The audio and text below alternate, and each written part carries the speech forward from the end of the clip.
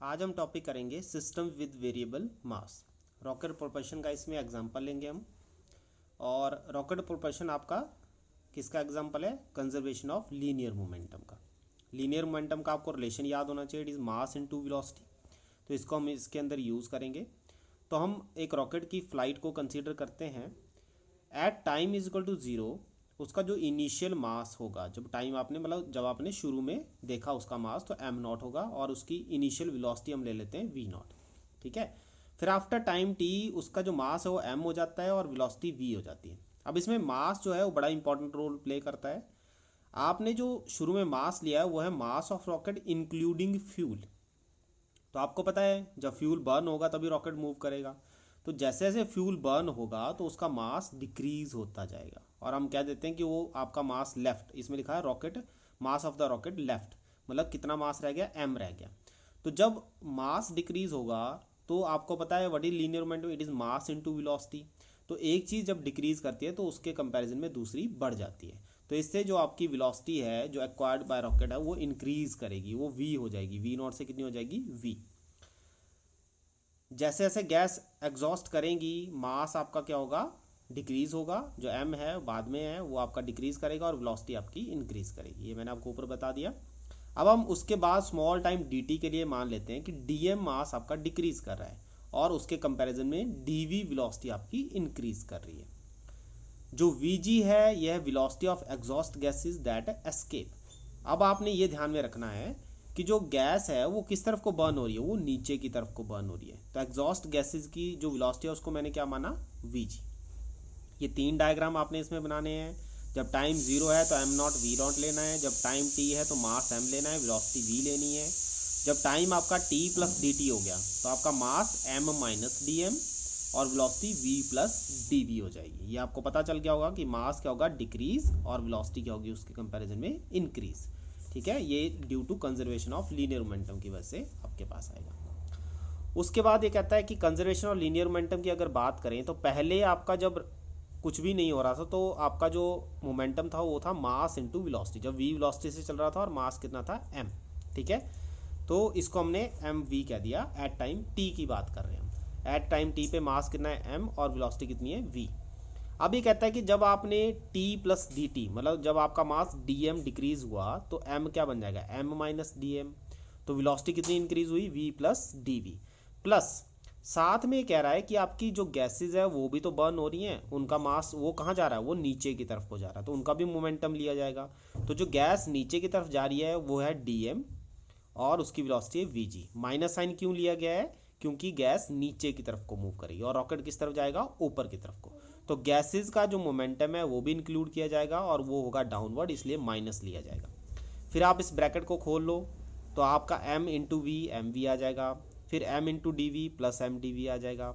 dm से v को multiply करोगे तो आपका dm इंटू dm से dv को मल्टीप्लाई करोगे dm dv, और dm से v को मल्टीप्लाई करोगे तो ये आ जाएगा माइनस वी डी एम। ये मैंने थोड़ा लास्ट में कर दिया है। इसको आपस में मल्टीप्लाई करोगे तो minus V G into D M आएगा। ठीक है। अब ये कहता है कि dm और dv बहुत स्मॉल है इसलिए हम इनको निगलेक्ट कर देंगे। तो आपके पास बचेगा एम वी से एम वी कैंसिल हो जाएगा, लेफ्ट साइड में ले जाओगे ज़ीरो हो जाएगा, प्लस एम डी वी बचा, ये आपका निगलेक्ट हो गया, इसको छोड़ देंगे। Minus V G D M minus V D M ये आ जाएगा। यहाँ से माइनस डी एम आप कॉमन ले लो तो वी प्लस वी जी हो गया। अब इस माइनस को अगर हम दूसरी तरफ ले जाते हैं तो प्लस हो जाता है। That means M D V आपका आ जाएगा D M into V plus V G. ठीक है। We take relative velocity of exhaust gases with respect to rocket as u। हमने v प्लस वी जी जो कि आपकी गैसेज की वेलोसिटी है, ठीक है, जो आपकी गैसेज एग्जॉस्ट हो रही है नीचे की तरफ को, उनकी वेलोसिटी v प्लस वी जी है, उसको हमने u मान लिया। तो क्योंकि वो अपोजिट डायरेक्शन में मूव कर रही है, नीचे की तरफ को मूव कर रही है, तो ऊपर की तरफ को हम क्या लेंगे? उसको माइनस। तो v प्लस वी जी को मैंने माइनस u मान लिया। ठीक है। तो अब आपके पास जो ये रिलेशन है ये बन जाएगा M D V is equal to minus U D M. अब डी को एक तरफ रहने दो, बाकी minus U D M by M को राइट साइड में कर लो। एम मैं डिवाइड में ले जाऊंगा डी एम के। ठीक है। अब इंटीग्रेट करेंगे, डी का तो सिंपल वी बन जाता है और लिमिट पुट कर देंगे वी नॉट से वी, वी नॉट से वी। ये आपने लेनी है शुरू से लेके बाद में। शुरू में वेलोसिटी थी वी नॉट और बाद में कितनी होगी? वी। और वैसे ही मास शुरू में कितना था? एम नॉट, और बाद में कितना हो गया? एम। जो माइनस यू है ये कांस्टेंट है, बाहर आ जाएगा। 1 by M into D M. 1 by M की जो इंटीग्रेशन होती है वो होती है लॉग ऑफ एम, ठीक है। Log off to the base कर लेना आपने इसको E, log off to the base E M, ठीक है। तो ये अब लिमिट हम पुट करेंगे, लिमिट का तरीका पता है, पहले v भरेंगे, फिर माइनस लगाएंगे, फिर v की वैल्यू v नॉट भरेंगे। तो आपके पास जो नेक्स्ट लाइन आएगी वो आएगी v minus V naught, minus U बाहर है, उसी तरह पहले m भरेंगे लिमिट से, तो log ई एम आ जाएगा, फिर minus log M not to the base E आ जाएगा। अब जो log a minus log b होता है वो होता है log a अपॉन b। ये ध्यान रखना है, log का एक सिस्टम है, log हट जाएगा, एक में रह जाएगा, तो आपका माइनस वाली टर्म हो जाती है m अपॉन एम नॉट। तो log a minus log b it is equal to log a upon b। तो a की वैल्यू m भर देनी है और b की वैल्यू m नॉट भर देनी है। माइनस साइन हटाना है तो आपने लिमिट log की वैल्यू को उल्टा कर देना है। तो यहाँ से माइनस साइन हटा तो m नॉट ऊपर चला जाएगा और m नीचे आ जाएगा।